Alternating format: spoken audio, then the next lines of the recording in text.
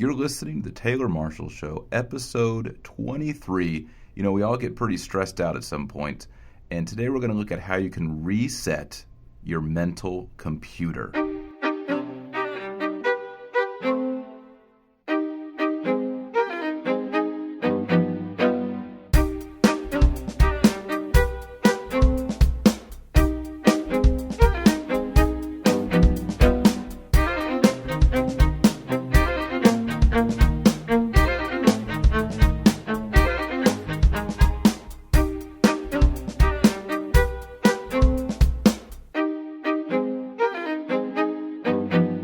Howdy, and thank you for tuning in to The Taylor Marshall Show. This is the podcast for everyone who wants to create daily habits and learn enough theology to take their faith to the next level.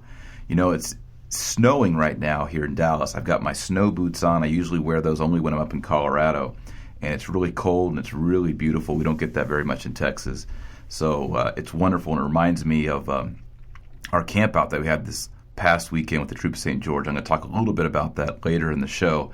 But you know, this week I'm going to start off with a joke. I don't usually do this, but I ran across a really good one and I want to share it with you. So it goes like this.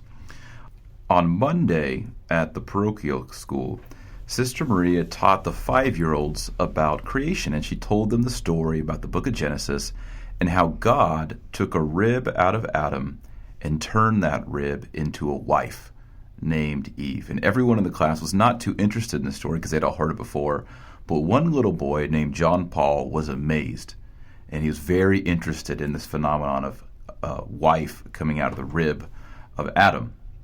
Now the bell rang and the children ran out for PE, and John Paul and his friends staged some foot races to see who was the fastest at running, and they ran back and forth and back and forth. And finally, little John Paul wandered away from the boys and sat down on the curb, and he started to cry. So Sister Maria hurried over to see what was the matter, and she said, "Little John Paul, why are you crying? Did someone hurt you?" "Nah," said little John Paul. "Nobody hurt me." "Well, what's the matter? Why are you crying?" He says, "Well, my side is hurting really bad, and I think I'm about to have a wife." Okay, there you go. A little humor. I hope it's fun. You can share that one with your kids or with your coworkers. You know, that reminds me of a story about my oldest son, Gabriel. He was about, I think, 5 or 6, and he was telling his younger siblings, the twins, Mary, Claire, and Rose, the story of Adam and Eve. And he said, you know, God made Adam fall asleep, and then he took his rib out of his side, and then he turned the rib into an action figure, and he turned the action figure into a woman. So that was his account of the creation story from the heart and mind of a 6-year-old. Today we're going to talk about resetting your mental computer. Your mental computer. Now, are you stressed out? We talk about this a lot. Most of us have a lot of stress in our lives, family, work, and then other problems that are emotional or come from our past, right? And a lot of times when we lay down at night, our mind starts buzzing and we start to worry about things, right? Or when we leave work, we may physically leave work, but we bring that work and that stress home with us. Maybe we actually bring our work home with us, or maybe we just bring the mental stress of work into our home. So you're sitting at the kitchen table, and instead of enjoying your time with your family or your friends, you're thinking about work. Or you're afraid of things. You're afraid of the bills that are coming. You're afraid of losing your job. Maybe you're afraid of losing a relationship. And if you answered, or you started to nod your head, yes, that's me, as I was going through that list there, This is a podcast. This is an episode that you need to listen to because I think you're going to be encouraged by the time we get to the end of it. I titled this one a strange name, How to Reset Your Mental Computer. I didn't know how to say it rightly, so I just kind of came up with that. But I think it's worth noting that the word computer comes from Latin, computare, and it means to count together or to think together, to reckon together. So a computer, in a certain sense, thinks with you, right? It's reckoning with you. It's helping you along the way. And our minds are often the same way. You know, have you ever clicked on the mouse on your computer so many times because you're impatient that suddenly, you know, the little wheel is spinning on your screen, and then suddenly your computer catches up with you, and then your cursor on the screen starts going crazy and clicking all sorts of stuff? You know, that happens to me. I'll be waiting on a web page, and I'll just be clicking it over and over and over and then my RAM catches up to speed, and then it starts clicking on things that I don't want to click on, right? And that just ends up slowing the computer down even more. Well, that's how our lives become. At least that's how my life could become sometimes. I'm pushing and I'm clicking on stuff so much out of impatience that I'm frying my mind, right? And maybe you're like that too. Maybe you're pushing and clicking on so many things in your impatience that you're causing a jam in your mind, right? It's a meltdown. You're frying the computer of your mind, right? And so in those situations, just like when you have a laptop or computer, the best thing to do is to close down all the windows, close down the programs, and restart the computer. Let the computer start over, right? And when you do that, your computer runs faster, cleaner, and you don't have those hang-ups or those hangs while you're like trying to watch a video or open a website or maybe just open up a large file or a document, okay? So this week we're going to look at how it is that we can push the reset button. How can we restart our mind? There's a way to do it, and I'm going to talk about ways people commonly do it that don't work, and then the way to do it that does actually work, all right? Before we do that, I'm going to give a shout out to two special people, Father Jason Borkenhagen, I hope I say his name correctly, Father Jason Borkenhagen, and Colleen Austin. They are the two winners of our free Summa Theologiae giveaway. They are getting the 5-volume gilded edition from the English Dominican friars, the translation of Thomas Aquinas' full Summa Theologiae. It's a beautiful edition. It's the one that I like. I put a video up last week and several weeks before on why that's the Summa to get. It's the best one. And Father Jason Borkenhagen and Colleen Austin, both members of the New St. Thomas Institute, and also Colleen liked us on Facebook. She liked the New St. Thomas Institute on Facebook.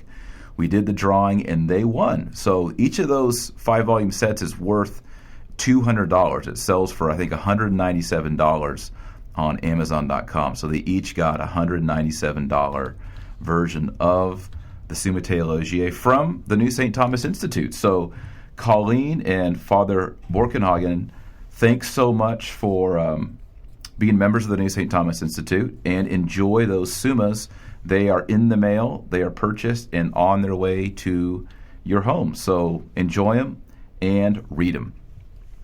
Also, an announcement. Next week, I'll be flying to Mexico City to the Shrine of Our Lady of Guadalupe. My first time ever. I am so excited.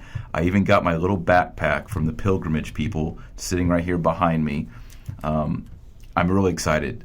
Scott Hahn's going to be there, and I'm just going along. I'm tagging along as a pilgrim. I'm not organizing this. I'm not speaking on it. I'm not doing anything. I'm just going to be with Our Lady and see her miraculous image on the tilma of St. Juan Diego. And some of you know this. I may have mentioned on the podcast before, but I'm going to the Shrine of Our Lady Guadalupe to fulfill a vow that I made to the Blessed Virgin Mary. I told her when we were beginning the New St. Thomas Institute, I said, Our Lady, if you could ever get us to 1,000 members, I will vow to you, I will go and see you and thank you personally at your shrine in Mexico, Our Lady of Guadalupe. I will fly down there and I will go and thank you personally. So that was a vow that I made, and I didn't share it with anyone. I kept it to myself.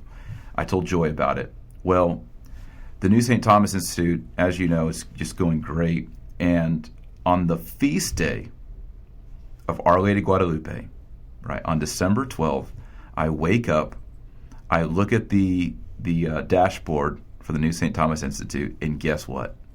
There were 1,000 members on the feast day of Our Lady of Guadalupe. On December 11th, there weren't 1,000. There was like 900 something. And we crossed that threshold on the feast day of Our Lady of Guadalupe. So that was like our Blessed Mother saying, okay, Taylor, it's going to happen. And just so you know that I was praying for you and helping you, I'm going to make it all happen on the feast day of Our Lady of Guadalupe. So go ahead and book those flights, book those tickets, get on the pilgrimage, and come see me in Mexico. So that's what I'm doing, and I'm so excited. I'm going with a friend. Unfortunately, Joe and the kids aren't going to be able to join me, but we're going to have a wonderful time there, a prayerful time, going to Mass, and seeing that miraculous image. And I did a podcast on Our Lady Guadalupe back in the beginning of December, just a few days actually before we hit 1,000 on New St. Thomas Institute. And I'd encourage you to listen to that one. There's a lot of info there about how the tradition of Our Lady of Guadalupe actually goes all the way back to St. Luke in the New Testament. An amazing story. If you go to taylormarshall.com/podcast archive, you'll see all the podcast episodes there. And if you go to number 16, that one's on Our Lady of Guadalupe.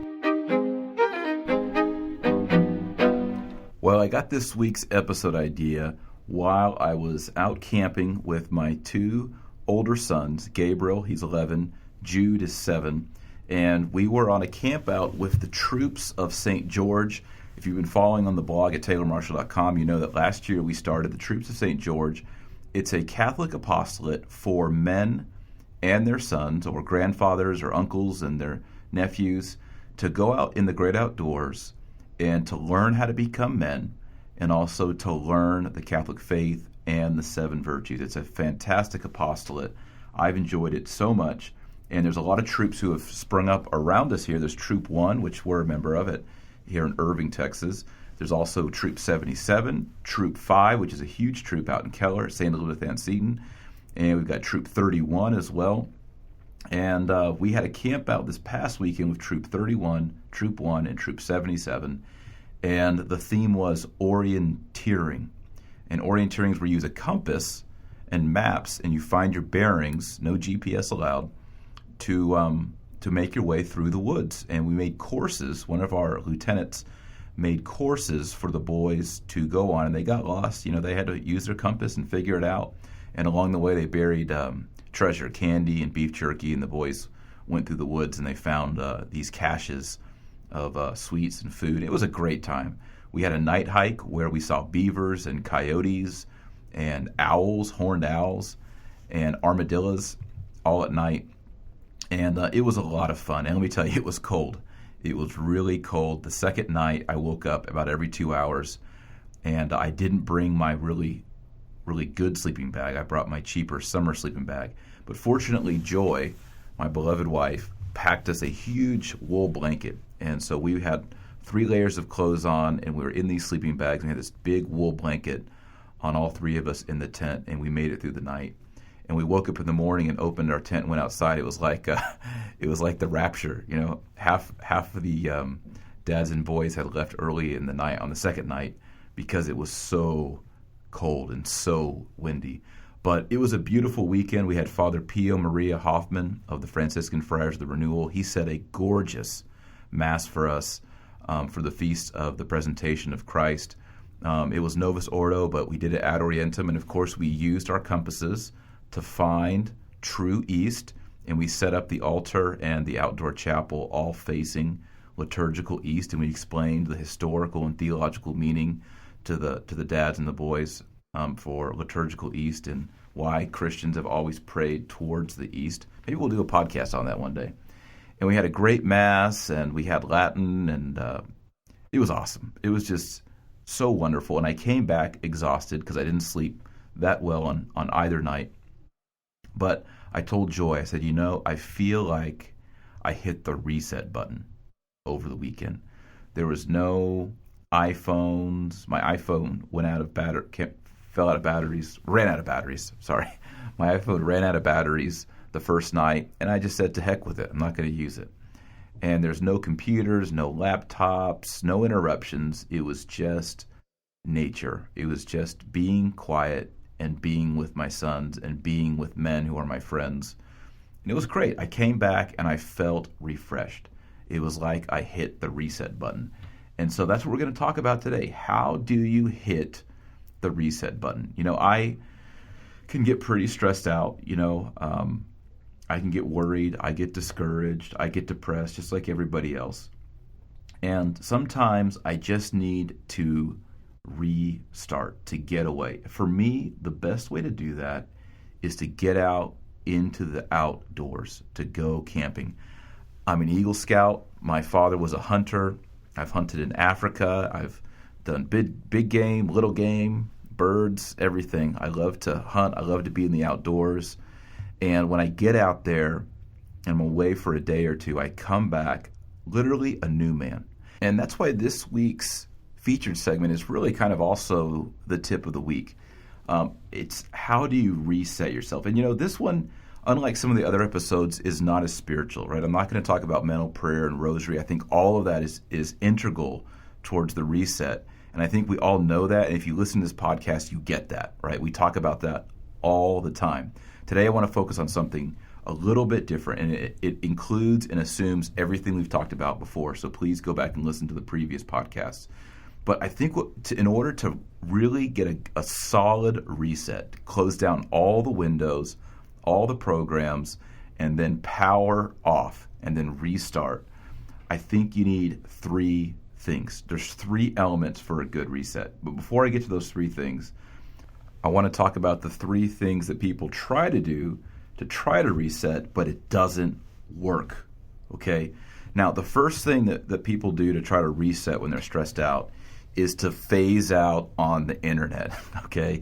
They go, and I sometimes do this too. You go into Wikipedia and you start reading an article, and when you find a word, oh, what's that? Click, and you go into the black hole of Wikipedia, or for some people, it's Facebook, right? Or Twitter, or ESPN.com, and you just go into the black hole of the internet, and you kind of zone out for maybe a half an hour, or an hour, or God forbid, a whole weekend. But you know what? I've tried that, and it does not work. It does not work. And I'm going to explain why in just a minute, okay? Another reset strategy that some people try is alcohol, or even worse, drugs. So you're really stressed out, and you're like, you know what? I'm just going to go have like 2-3 beers, or hopefully, not a whole lot more than that. And I'm just going to get a little bit buzzed here, or maybe I'm going to get drunk or whatever, or I'm going to get high. And that's going to reset me. I'm going to escape my troubles, and then I'll be good. I'll be okay. Well, that doesn't work either, right? Because when you wake up, or when you come to, or when you sober up, or you come down off the high, the problems are still there, and usually the problems are worse because your behavior while you're under the influence has made things worse. You've said things or done things that has not helped your life, right? And we all know this. We all know this is the case, right? So again, alcohol, drugs does not help reset. It makes it worse. It fries the computer even more. It's kind of like saying, my computer's not working very well, so I'm going to upload a virus into it, and that'll fix it. No, it doesn't. That doesn't work, right? Now, don't get me wrong. I mean, I love a great beer, and I'll drink a single malt scotch with the best of them. I love that. It's a great thing. I think it's important. But I'm just saying it doesn't do an effective reset, and that's the purpose of today's episode. Now, the third thing that people will try to do to get a reset, to escape and try to get their life, just to blank out and to come back, is to give themselves over to some sort of media, usually sports or movies, right? So I'm just going to watch all of the Die Hard series, or all the Star Wars, or all the Lord of the Rings, right? And yes, it does take your mind off the problems and does kind of provide a fantasy or an escape. Maybe you watch a football game and your troubles are forgotten. But it doesn't do a firm reset, right? So it's a pause, but it's not a reset. And we're going for a reset, right? And a reset means there's a rest, and you kind of get charged up again, and you come back new and fresh, right? So these three tactics, just going into the internet and phasing out, or going to alcohol or worse, drugs, or giving yourself over to media, maybe it's movies, maybe it's sports, maybe it's just jamming out to music really loud or something like that.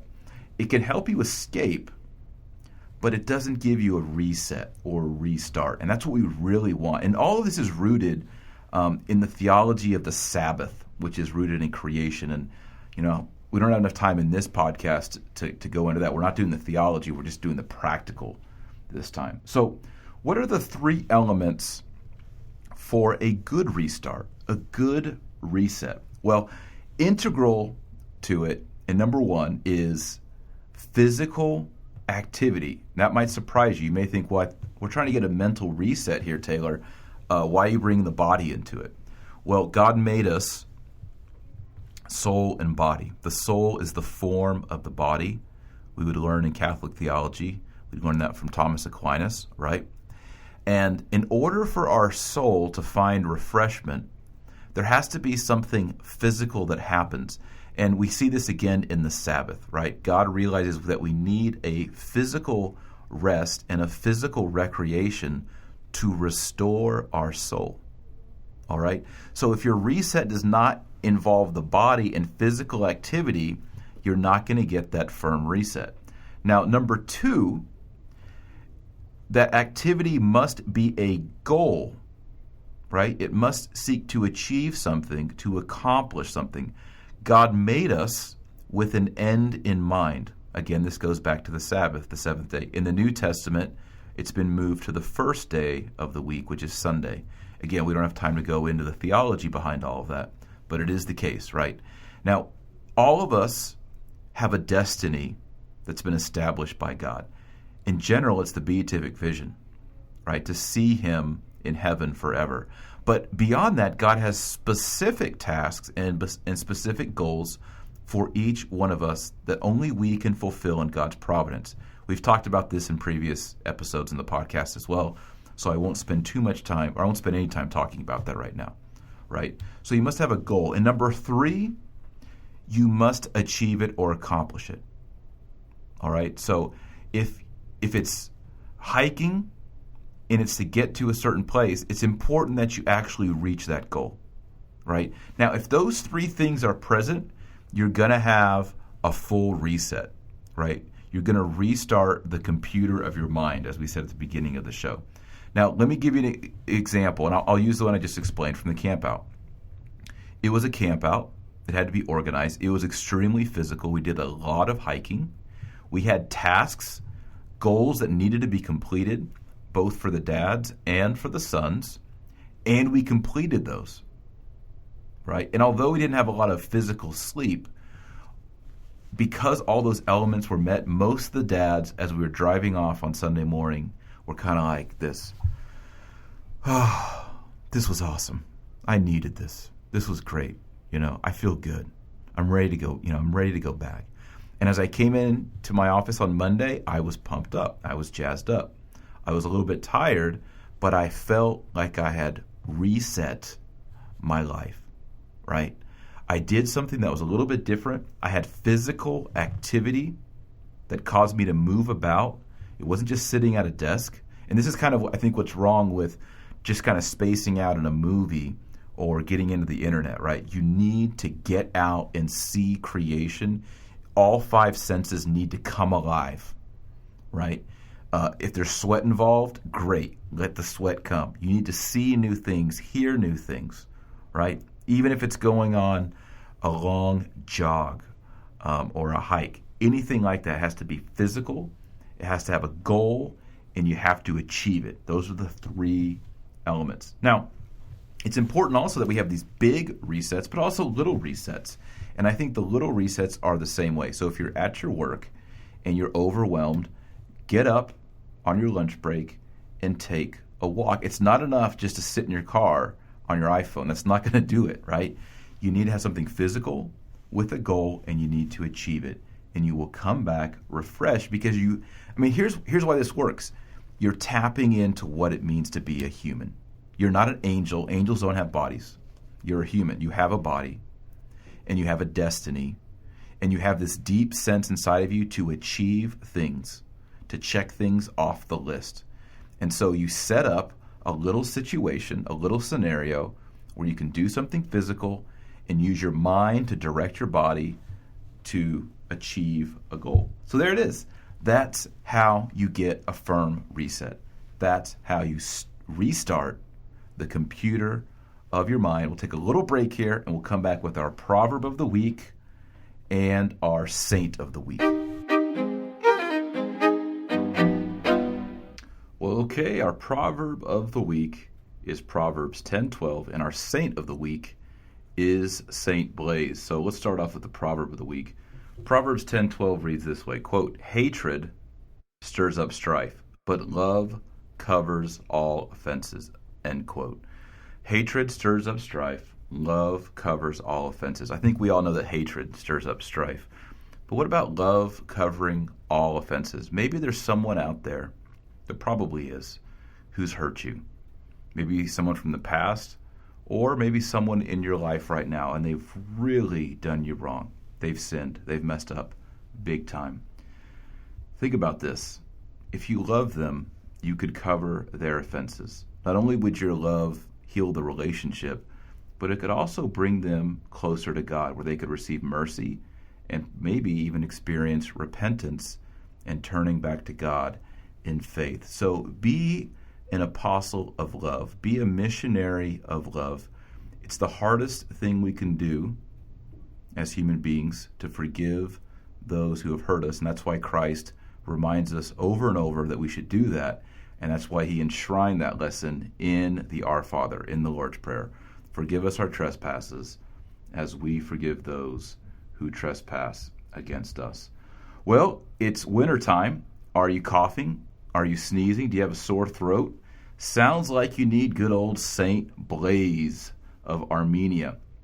We named our sixth child Blaise after this great saint, an Armenian saint.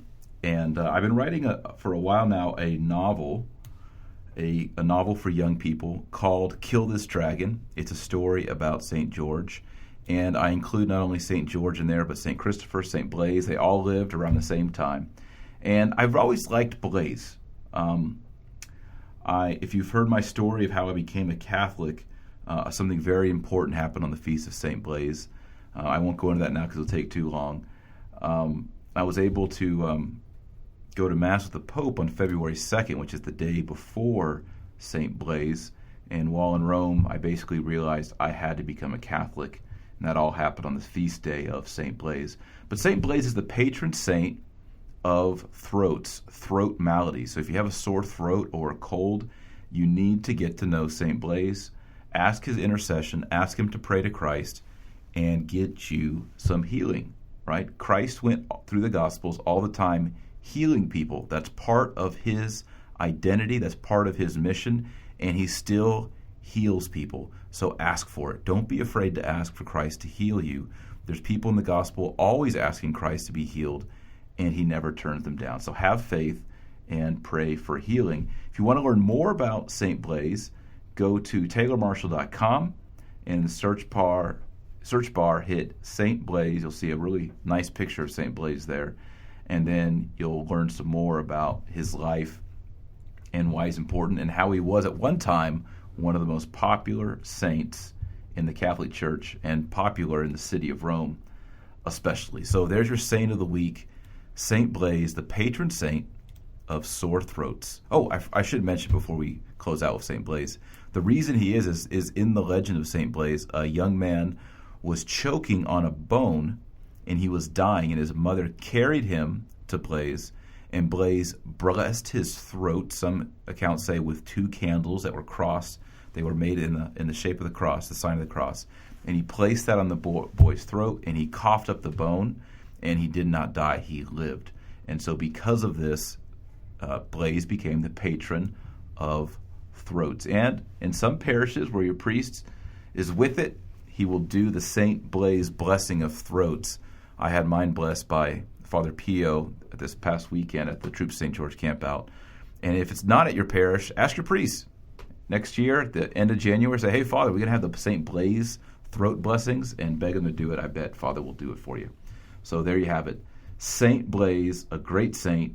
And if you wouldn't mind, please say a little prayer, maybe a Hail Mary, for my son, Blaise. He's 2 years old.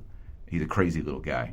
All right, if you want to see him in action, you can see that Christmas video we did for the New St. Thomas Institute. He's the little blonde boy with the spiky hair who's running around causing trouble. Okay. And before we close things down with the Latin word of the week, which is a funny one, literally funny one this week, you'll see, I want to give a shout out to Ben Akers at the Denver Catholic Biblical School, and of course the Archdiocese of Denver. They have chosen me to receive the Servant of the Word Award for 2014. And I'm really honored. I'm excited. I'll be going up there at the end of the month, and I can't wait to meet all the students there at the Denver Catholic Biblical School, because so many of they use the Crucified Rabbi as one of their textbooks. I think they might use the Catholic Perspective on Paul as well, but I think they use two of my books there as part of their curriculum. And I've received so many nice notes and encouraging emails from students there at the Denver Catholic Biblical School, and I think the world of Ben Akers. And so I'll be up there as a recipient of this great award, and I'm really humbled because people who have received this award in the past are people that I really look up to, like the author, Michael O'Brien, Father Barron, Dr. Peter Kraft, Dr. Brant Petrie, and Dr. Scott Hahn. So I'm really honored to join their ranks and receive the Servant of the Word Award for 2014. So if you're listening from Colorado, from Denver, I can't wait to meet you in person, and I'll see you in just a few weeks. That'll be February 28th and then March 1st, and I'll be speaking on both days there at the Denver Catholic Biblical School.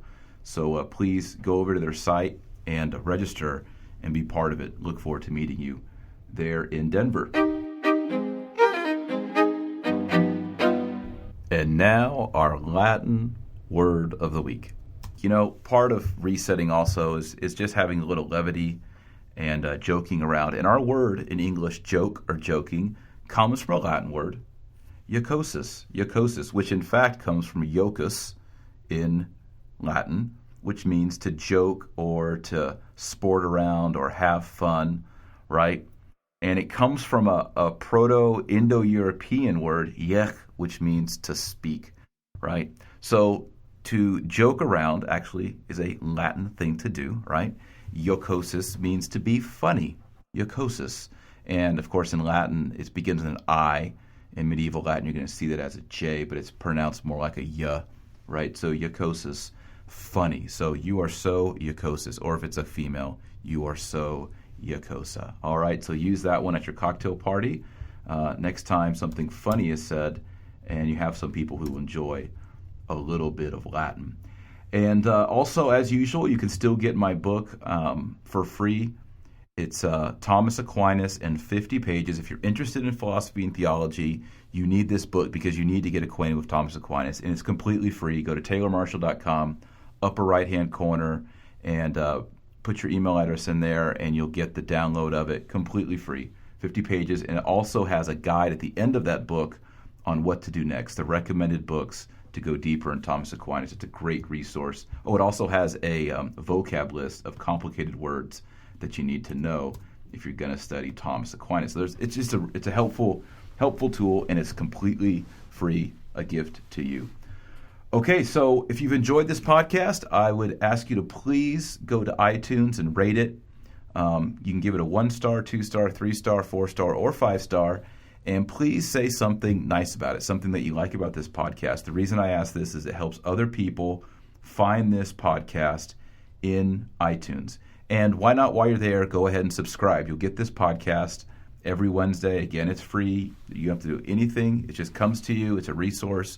And hopefully it helps you grow in your love and knowledge for Jesus Christ and to be a greater evangelizer, as Pope Francis says. So please go and rate the podcast. Please subscribe. And we'll close out by saying, remember, our Lord Jesus Christ said that you are the light of the world and the salt of the earth. So go out there and be salty.